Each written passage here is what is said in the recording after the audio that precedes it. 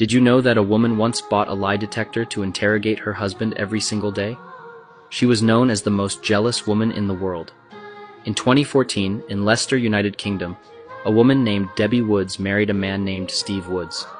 Everything seemed normal at first, but what Steve didn't know was that Debbie had been cheated on by all her previous partners, which had turned her into a deeply distrustful woman. As time went by, Debbie began to develop an irrational fear of her husband's infidelity, a condition known as Othello syndrome. Over the months, Debbie's obsession grew to the point where she would check her husband's phone, emails, and even his bank account several times a day. But things took a truly extreme turn when she started making her husband take a lie detector test every time he came home, even if he had just stepped out for a few minutes to take out the trash.